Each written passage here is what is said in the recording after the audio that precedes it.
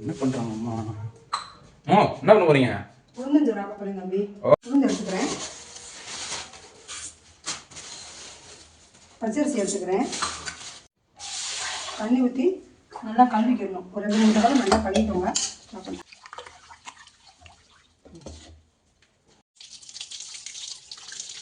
நான் எடுத்துருக்க அளவுக்கு இதில் வந்து தண்ணி ஊற்றிக்கிறேன். 1.5 செம்பு தண்ணி ஊற்றிக்கிறேன். 1 செம்பு தண்ணி ஊற்றிட்டு இதுக்கு வந்து லைட்டாக கொஞ்சம் ரொம்ப போடக்கூடாது உப்பு, கொஞ்சமாக உப்பு போடணும். போடணும்.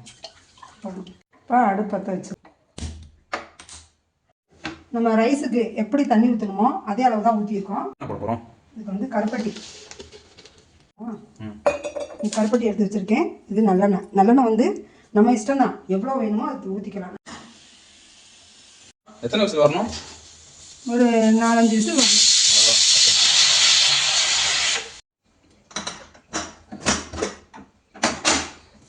பாருங்க எவ்வளோ அழகாக வந்திருக்குங்க.